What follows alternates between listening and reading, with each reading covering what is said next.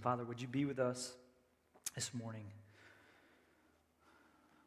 as we study your text, your word, God? Would you move and shape our minds, our hearts, and our actions, Jesus, to look like you? So we ask that you would meet us during our time this morning, God. Go before us. Speak to our hearts. We pray it in your name. Amen. The more I've studied this book, the book of Esther, we are in week 3 of an 8-week series of this Old Testament narrative. It's 10 chapters long. And the more I've studied, the more I've read, the more I've sat in this book, 2 things are happening to me at the same time. I'm really disturbed, and I'm really comforted. And here's why. If you've read this book or if you've been with us in this series, there are disturbing parts of this story. Really disturbing stuff. That these are real people, real events, real things that have happened. And if we slow down enough to sit in that, it's not some fairy tale, but actually these things happen. It should disturb us. It should bother us. And what we saw, if you're new, or just to catch us up to speed of where we are in chapter 3 this morning, chapter 1, God's people, if you're unfamiliar with where Esther sits in the biblical story, it's 100 years after God's people have been taken over by Babylon. Babylon comes in and takes over God's people. They tear down the temple. They put them in exile. And then the Persians take over the Babylonians. And so that's where we see ourselves now. And the Persians, when they take over the Babylonians, they say, oh, you want to worship God's people, the Jewish people? You want to worship your little God? That's fine. Go ahead. You can even go back and rebuild the temple. Go ahead and do that. We're not concerned about that. So this is where we find ourselves in the story. There's people that decide not to go back to Jerusalem, and they're sitting in Persia. And what does it look like to live with God's law among people that are not God's people? And what we see in chapter 1, they're under the reign of King Xerxes, who's the Persian king at the time. And what we see in chapter 1, which is disturbing, it's this kind of drunken display of perceived power. Over 6 months, Xerxes says, hey, come look at how powerful I am. Look at all the stuff I have. Look at all the riches I have, as he's recruiting people to go to war against the Greeks. And in the midst of it, what happens is this 7-day culmination at the end of this 6 months with just drunken party, which is, again, it's disturbing. And Xerxes and his guys are going like, oh, they're just hammered drunk. And he goes, oh, you want to see something amazing? Bring in my queen, this objectification of this woman, his queen, Queen Vashti at the time. And she says, no, I'm not going to come and be on display. Now, we don't know why she says that, which that kind of bothers me as well. I'd like to know the motives behind, but what we don't know. She says no, and so the king's guys are going like, you can't let her do that. How dare she? She should be banished from the kingdom. Not only that, we should make an edict to banish all women if they disobey their husbands. And when I read the account of Esther chapter 1, like I get angry. Like I'm really bothered of the abuse of power that happens in that chapter. Like, it's really disturbing to me. Again, the misuse of power is staggering. I was talking to one of you this week, which was a helpful conversation. And because God's name is not mentioned anywhere in the book of Esther, the only book of the Bible that doesn't have God's name in it, and I was in a conversation with one of you, and you said, well, maybe this is kind of a reflective plot point that the author is intentionally using. Just like the book of Judges, if you're used to that book, at the end of Judges in the Old Testament, the last line is, there was no king in the land, and everybody did what was right in their own eyes. And that last line operates as a framework for the entire book of Judges of this downward spiral, is that if you take God out of the equation, so we're just left to our own devices, we do terrible, terrible, terrible things to each other, which is what we see in the first chapter of Esther 1. It doesn't get much better in Esther chapter 2.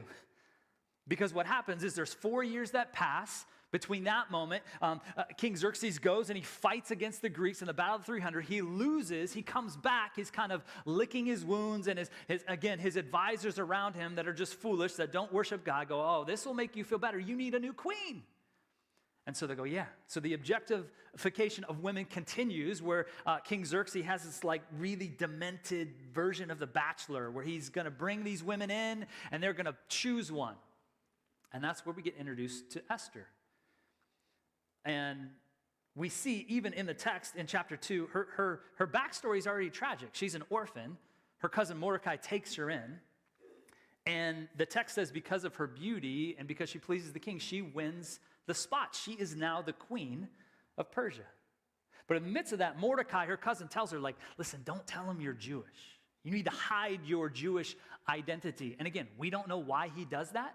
And we don't know why Esther does it as well. In the midst of it, man, there's just disturbing realities of the first 2 chapters. And again, it gets worse in chapter 3. And so I'm disturbed as I read the details of the story and the lack of details in the story. But I'm actually also comforted. Because if you read the story as a whole and you understand as we're working through the narrative together, I'm comforted that God does what only God can do. He saves his people in spite of his people. Even though God appears to be silent because his name doesn't show up anywhere in the text, he's actively working, which is encouraging to me. It's comforting to me that in the midst of all this mess and all this brokenness, God is still doing what he's doing. Karen Jobes, who is kind of the foremost scholar or commentator on the book of Esther, she writes a commentary called the NIV Application Commentary. And I'm reading ahead, and I'm in chapter 9, and she's talking about the decision that Esther makes in chapter 9, which is confusing and morally questionable. She declares, like, she goes to the king, she wants one more day of war, and a whole bunch of more people die. And scholars are like split on why she makes that decision, and the text doesn't tell us why she makes that decision. In the midst of that, this is what Karen Job says about this. This was helpful language for me as I'm wrestling with the text. It says this: Esther's request is another instance of the disquieting moral ambiguity that characterizes this story, the book of Esther. Rather than attempting to resolve it, we should reflect on it. That's good language for me because I want to resolve it. I want to put people in these categories. Yes, this person's bad, this person's good. And the text doesn't allow us really to do that. Instead of resolving that, we need to reflect on it. We need to ask God to hold this up as a mirror to our heart and reflect and go, what do we need to learn about looking like Jesus in the midst of these stories? So as we're going to pick up the text where we left off last week, we'll finish the end of chapter 2. It'll roll into chapter 3. We'll look at all of chapter 3. It's going to be about 20 verses in total. I'm going to be reading from the NIV translation. It just helps with the narration, I think, a little bit cleaner than the ESV. And here's what we're going to see in our reflection of the text this morning. 3 things. We're going to see the embodiment of evil. We're going to see a call to courage. And we're going to see the cause of coincidence. The embodiment of evil, the call to courage, and the cause of coincidence. Let's pick it up. If you have a Bible, follow along with me. We are at the end of Esther chapter 2. We'll start in verse 19. We'll go all the way through. I want to read the whole text together just for us to really understand. Again, it's a lot of text, but do your best to engage in the story with me as we read. This is Esther chapter 2, starting in verse 19. It says, when the virgins were assembled a second time, Mordecai was sitting at the king's gate. The king's gate, just for context, is kind of this spot where there was political conversation happening. It was kind of the hub. It was kind of the water cooler of the time. Verse 20, but Esther had kept secret her family background and nationality, just as Mordecai had told her to, for she continued to follow Mordecai's instructions as she had done when he was bringing her up. During the time, Mordecai was sitting at the king's gate. Bigthana and Teresh, 2 of the king's officers who guarded the doorway, became angry and conspired to assassinate King Xerxes. But Mordecai found out about the plot, told Queen Esther, who in turn reported it to the king, giving credit to Mordecai. And when the report was investigated and found to be true, the 2 officials were impaled on poles. So this is the Persian version of crucifixion or hanging. This is the idea that if you cross us and you cross the empire, we are going to give a public display of your death so that everybody sees and goes, I better not cross the Persian Empire. We're going to see this continually show up. This was recorded in the book of the Annals of the Presence of the King. Verse 1 of chapter 3. After these events, King Xerxes honored Haman, the son of Hammedatha, the Agagite, elevating him and giving him a seat of honor higher than all of the other nobles. All the royal officials in the king's gate knelt down and paid honor to Haman, for the king had commanded this concerning him. But Mordecai would not kneel down or pay him honor. Then the royal officials at the king's gate asked Mordecai, "Why do you disobey the king's command?" Day after day they spoke with him, but he refused to comply.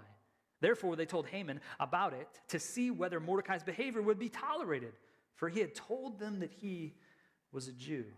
Verse 5, then when Haman saw that Mordecai would not kneel down or pay honor to him, he was enraged.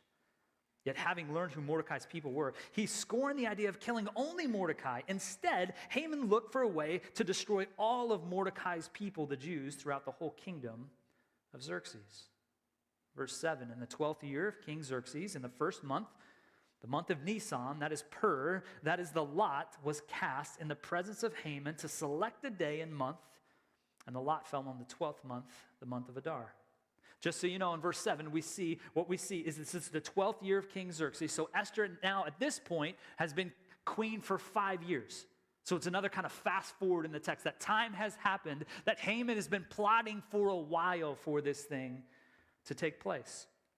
Verse 8, then Haman said to King Xerxes, "There's a certain people dispersed among the peoples in all the provinces of your kingdom who keep themselves separate.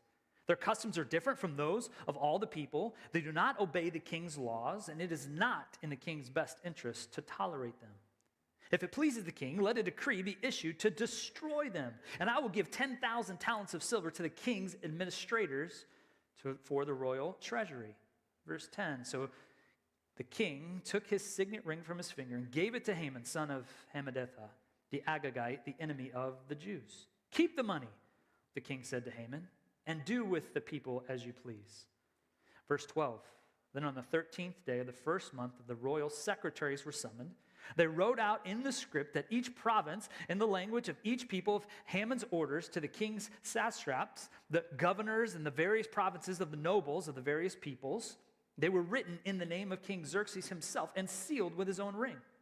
Verse 13, dispatchers were sent by couriers to the king's provinces with the order to destroy, kill, annihilate all the Jews, young and old, women and children, on a single day, 13th day of the 12th month, the month of Adar, and to plunder their goods.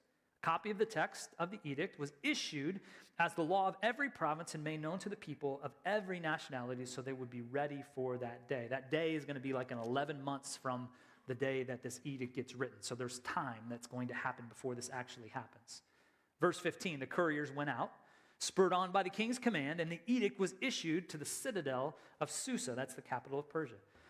The king and Haman sat down to drink, but the city of Susa was bewildered. Okay, that's the end of the chapter.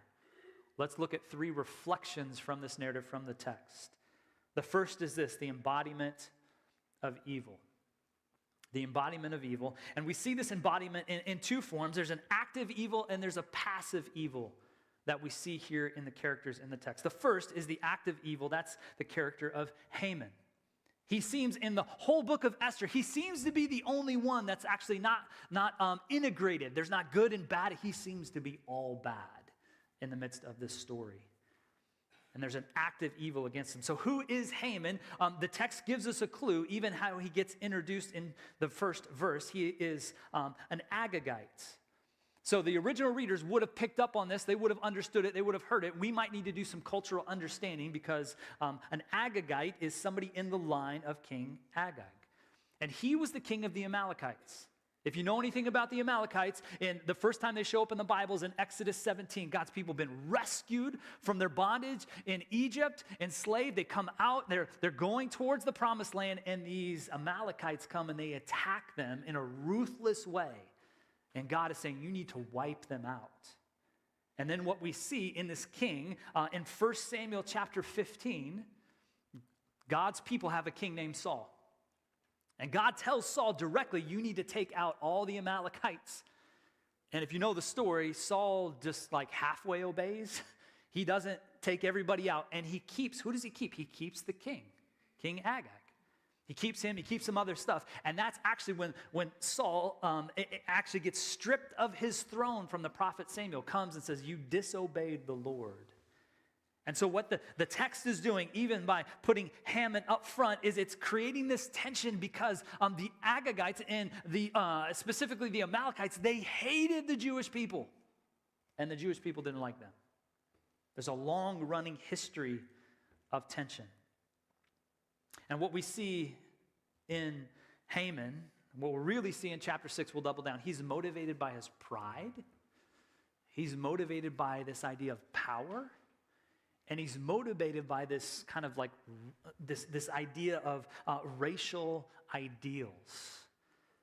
And it is evil on display, actively. And some of you guys, you're in your life, you've seen evil on display, things that are coming against you that are not of the way of God. Let's look at how Haman uses this as a template to help us understand when we can identify active evil in our lives, because he wants to kill all the Jews. He's not satisfied with just taking Mordecai out. He wants to kill everybody, all the Jews. And so how he presents this proposition to Xerxes, I think is helpful for us as a template to go, oh, that's what that typically looks like, evil actively on display. Look at verse 8 again in your Bibles.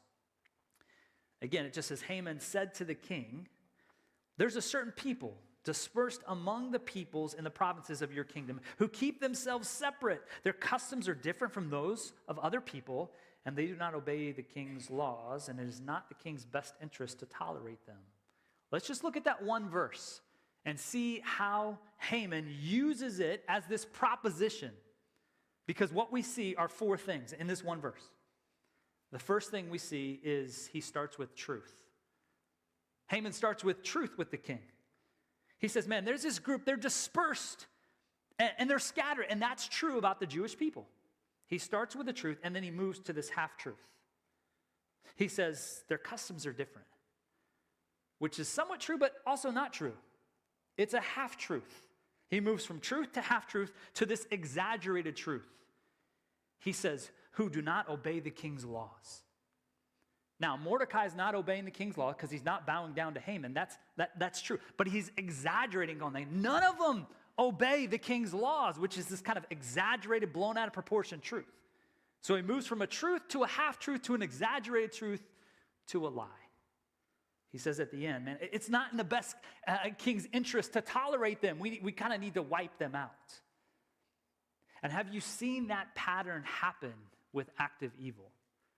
Maybe it's a conversation you've had with somebody that you're in a relationship tension with. Maybe it's over an email, a coworker, a friend. You've seen they start with kind of this truth. They mix a half-truth in there. Now it's an exaggerated truth. You always do this every single time. And then it eventually ends up in a lie. And so it's super disorienting because we kind of go, well, I mean, part of that's true. And if you're the receiver of this active evil, you kind of get spun around and you go like, some of that seems right. Isn't this exactly what we see in Genesis 3? With our true enemy, this active evil presence in Satan, where he takes this truth and he starts there, and then he does this half-truth and he does this exaggerated truth, and he eventually tells lies. This is the pattern that consists of active evil in our world. And it's helpful for us to realize that. Mike Cosper has a book called Faith Among the Faithless, where he writes about Esther. It's a great book if you're reading along. It's really easy to read and to engage. And he says this. He's talking about like this idea that Haman has this lie. And because he has this lie to wipe out the Jews, this is what he says. He says, once captivated by the lie, the sins necessary to pursue the dream just get justified. Because once active evil decides and locks in on this lie, they will do whatever it takes to justify that lie. And so again, you get turned around and confused because somebody they really can be convincing about this lie, and you start to go, well, is that true? There's an active embodiment of evil that we see. Again, Karen Jones is helpful when she says this. She says, a sub-theme of the Esther story is that when such maniacal need for honor and respect is coupled with absolute power, the results is opposition and injustice. And do you see that as active evil in our world? That when there's power involved in this active evil, that it always results in oppression and justice. And again, some of you are experiencing active evil because I'm in your stories. I'm having conversations with you, and you're going, this doesn't make sense. This isn't right. And the people you're dealing with aren't operating in God's economy. They're operating outside of it, and they're using this kind of truth, half-truth, exaggerated truth, lies, and you're getting spun around and you're disordinate. Do you know that there's an active evil in our world? Can we at least recognize that like the enemy, there's an invisible enemy that is on the attack and the prowl against us, against God's people, against God's good world? There's an internal enemy in us, in our flesh, in our sinful desires, and then that gets played out and normalized in a world, an external enemy. We see evil all around us, and we ought to pay attention to it. So that's an active evil, but there's also a passive evil that we see in King Xerxes. If you look back at the text, we see an active evil in Haman, a passive evil in Xerxes. Verse 10, he just gives away his signet ring. He just he takes it off and he gives away his power.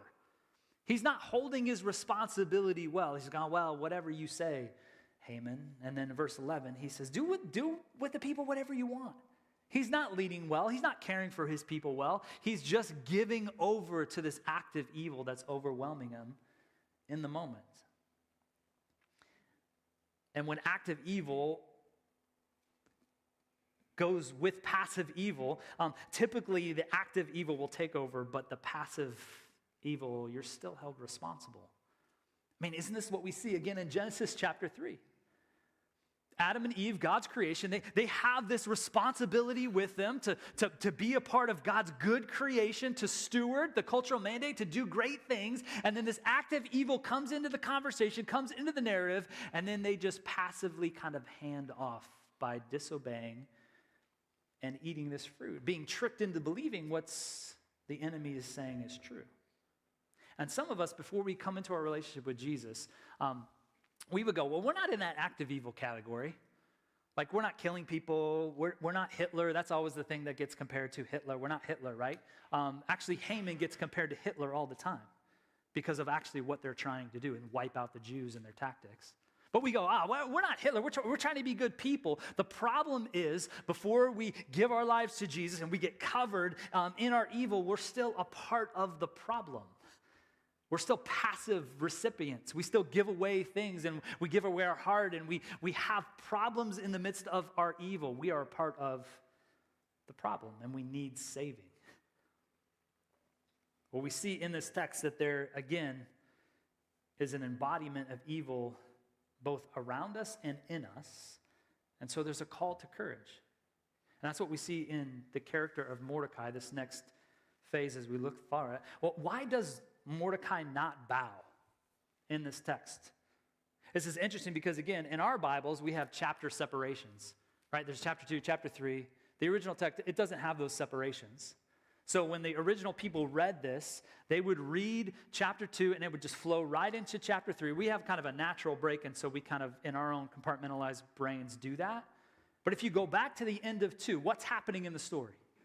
Mordecai happens to be at this right place at this right time. He hears about this assassination, that plot that's going to take place on the king. And he goes and he tells Esther, she tells the king, his life is saved. And credit, the text says.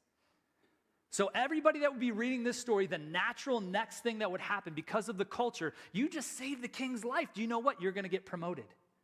You're going to be the next on top. And so we kind of read that story and we think it breaks naturally, but actually the next thing we see, the next part of the story is, does Mordecai get elevated? Haman gets elevated. And so it would pause and we'd go like, wait a second, that's a weird turn in the story. We would assume that Mordecai is the next one to get elevated. He just saved the king's life, but that doesn't happen. Haman, this Agagite who hates the Jews, gets elevated. So we don't know why Mordecai won't bow down to him. Maybe it's because he's like, man, that should have been me. Have you ever been in a situation where you get overlooked, you do something good, and somebody else gets the promotion? Does that kind of do something in you, the injustice of that? And you go, wait a second, how are they dating that person? I'm way better than them, right? Like, if you're single, this stuff happens to us all the time. And so we don't know why initially kind of Mordecai won't bow down. We don't know if that's a part of the problem We don't know if because Haman's an Agagite and he hates the Jewish people, he goes, well, I'm not going to bow down to him. He hates our people. But eventually he ends up saying he's Jewish. That's what we see. He goes like, okay, I'm a Jew. I'm not going to bow down. Maybe he's not bowing down because you're only supposed to bow to God. We don't actually know. The text doesn't tell us. What I would hope to believe, because again, if we understand Mordecai's backstory, and we see it in chapter 2, that he's not taking a Jewish name. Mordecai is not a Jewish name. We talked about that last week. He tells Esther, don't share your heritage, your identity as a Jewish person, that you worship Yahweh. We don't. So he probably looks more like the culture than he does like a Jewish person. And for some of us, we find ourselves in that situation.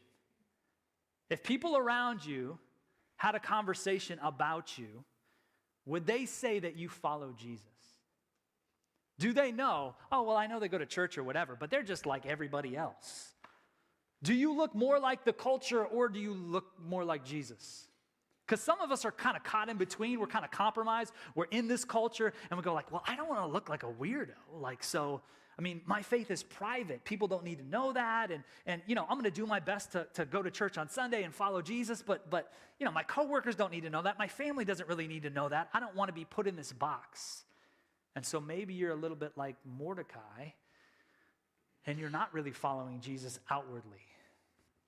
And maybe God needs to do something in your life to wake you up to the reality of following him, which is maybe what happens in Mordecai. Again, we don't know. I want to believe that Mordecai sees he doesn't get promoted, Haman does, and this guy's not good. And maybe God is using that to go, Mordecai, it's time to start following me in front of everybody.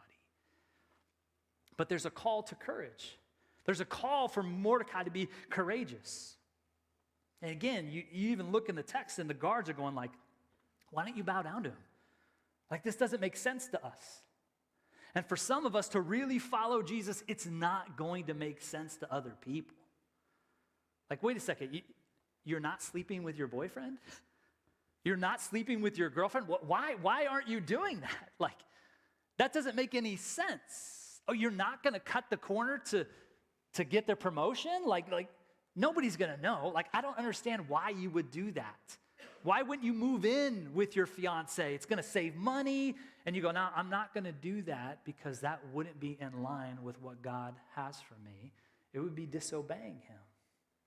And Mordecai seems to finally turn this corner to some point, to this courage to go, okay, I'm not going to bow down to this. And some of us, man, we just keep bowing down to our idols. And there's a call to courage to stand up against this active evil, not to be a part of a passive participant, but to go, no, I'm not going to do that. I'm going to live differently. Not in a weird way. There's some kind of weird Christians. I'm not talking about like antisocial, like you know those people. Maybe you are those people. I don't know, but but you're going, no, I'm going to follow Jesus at every cost. And it's not going to make sense to people. This is the call to courage that we see Mordecai pressing into, and it's actually going to be a domino effect when we see it with Esther in the next chapter. The problem is, even in the world, not to be passive recipients of evil, but actively rebelling against the idols of the world, the problem is we still fall all the time. We want to be courageous, we want to do the right thing, and sometimes we do it, and a lot of times we don't. And we blow it. And God keeps revealing new idols to us, and we keep going, man. The good thing is that the truth of the gospel tells us that even when we fail, we have somebody that advocates for us that does not fail. And that's what we see in this last point, the cause of coincidence. And we'll see these themes run throughout the rest of the book. We'll see this embodiment of evil in Haman. We'll see this kind of call to courage, like, listen, don't bow down to the idols. Actually walk with God. And then we will see this cause of coincidence. And obviously I'm using this word in a way that, because I just don't think there are coincidences. And we'll see two of them here. That again, because God's name is not present in the text, does not mean we don't see him actively working. And we see that. Again, look back at the end of chapter 2. Mordecai is at the king's gate. He hears about this assassination attempt. Why is he at that exact place at that exact time? Do you think that's coincidence? And we do this all the time. Like, he just happens to be. What if he wanted to get some food? Or what if he was in a conversation? Like, I don't think those guys were probably really loud in their assassination plot to kill the king. I think they were probably quiet. But for whatever reason, God places Mordecai at that place at that time. That's not a coincidence. Your story, the fact that you are here, the fact that you run into somebody at the grocery store, the fact that you're in that conversation with that person at that time is not a coincidence. It's not. God, in the midst of all the disruption, is still keeping his promise. And he's placing certain people at certain places in certain time. It's not random. Your life's not random. You might think it's random. It's not random. The things that are happening to you, God has a plan for you. He's trying to help you understand that and see that. Now, this doesn't invalidate the pain in your life of things that have been done to you or things that you have done. But just like in Genesis 50 at the end of Joseph's story, and he's having conversations with his brothers who sold him into slavery, he goes, man, you meant it for evil, but God used it for good. So even in the pain of your life, it does not negate the fact that God is still using it. He's still on the move. It is not a coincidence. It is not by accident. So that's the first example of we see that Mordecai's in the right place, right at the right time to save the king's life, which again, we'll come back to later in the story. We'll see that. It doesn't make sense right now because Mordecai's going, what the heck? I saved your life. Like, I should be promoted. And he's probably frustrated, but if you keep reading the story, we see what happens. And some of us are in this moment where we haven't seen the inside of the end of the story, and we're frustrated because, like, God, I honored you, and then this is what happens to me. Keep staying with the story. God is doing something intentionally. The next way we see this example or this coincidence is the casting of lots. So Haman has this evil plan. He casts lots, which when people do, it's kind of rolling the dice, or we kind of flip a coin to say, okay, when should this day be to wipe out all the Jews? And he casts the die, or casts the lots in verse 13, and it lands on a specific date. Now, again, we miss this all the time because we don't understand the Jewish calendar. We don't understand what's going on here. But look back at verse 13. It says, the dispatches were sent by couriers to all the king's provinces with an order to destroy, kill, and annihilate the Jews, young, old, women, and children, on a single day, the 13th day of the 12th month of the month of Adar, and to plunder their goods. The original readers, and even as we see the edict goes out, they would have heard that date and they would have just gone, wait a second. It's 11 months down. This is the day that we're supposed to be wiped out? Because on the calendar, do you know what that day is in the Jewish calendar? It's the first day of Passover. And they would have gone, wait a second. And if you know the story of God rescuing his people from Egypt, he sends Moses as a Jesus figure to deliver them, to rescue them out of their bondage, out of their slavery. He sends plagues on the people to say, no, I am the God over all of it. You worship these false gods. I actually control everything. And then this last plague he sends, and what does he do? He says, take a lamb. Tells his people, take a lamb, and I want you to kill it. And what I want you to do is I want you to take that blood, and I want you to put it up on your doorpost. Because tonight, an angel of death is coming, and everybody that has the blood of the lamb over their doorpost will be passed over. And so the Jews from that moment celebrate every year Passover for their deliverance, for their salvation. And this is the exact day. Haman thinks he rolls the dice and goes, I got a date, this is it. He thinks he's going to win. This act of evil goes, yep, I got him. And God's just sitting back, and the question becomes like, is God going to save his people again? He did it once. This is the exact date the dice fall? You think that's random? That's not random. It's not random. And we have this active evil in Satan. He kind of rolls the dice and he goes, oh, I got Jesus. I got him on the cross. He's dead. I am going to win this thing. And all the time God knows, 3 days later, he's going to defeat death. And he's going to deliver us from this evil by the blood of the Lamb. And so wherever you are in the midst of this active evil, this passive evil, this call to courage, do you know that God is working out the story for you? And man, that's encouraging. That's comforting. In the midst of all the disruption and the pain that we experience in life, we can go, okay, I want to trust God for this. I want to trust that I have a Savior that is going to rescue me. And that's what this story is about. That's what our story is about. But man, we quickly forget. And we put ourselves on the throne, and we don't submit to God. We don't submit to His Spirit. We don't submit to His timing. And then we see what we see here at the end of the text, which is maybe the most disturbing part of the story, the very end, the last verse. What does it say at the end of 3? That the king and Haman sat down to drink, but the city of Susa was thrown into confusion. When we are the kings of our own life, people will be confused. We will be confused. It will be disruption. It will be chaos. But aren't you thankful we have a God that sits on His throne, and Jesus has paid the price that allows us to step into that courage. And when we fail, we go, okay, we're going to fail in our courage, but we know that God has produced what we need to understand, to step into that courage. Again, we're going to fail again, and we're going to step in again because God has produced the results that only He can produce. He is in the midst of making us new. Jesus is the embodiment of love, not evil. He's the answer to the ultimate call of courage as He heads to the cross, abandoned, naked, beaten, humiliated, and ashamed so that we can be made secure, clothed, protected, and made free. And that's good news. Let's pray. Father, would you help us realize that this morning? That in the midst of evil that we encounter, would we not be a part of it being passive, but would we press against it with courage that you give us from your Spirit? And would you help us realize that, God, you are in control? Man, even when we fail, you're still holding on to the promises because of what Jesus has done, not because of what we have done. Would you help us see that this morning? Would you help us feel it in our hearts as we respond to you? We ask it in your name. Amen.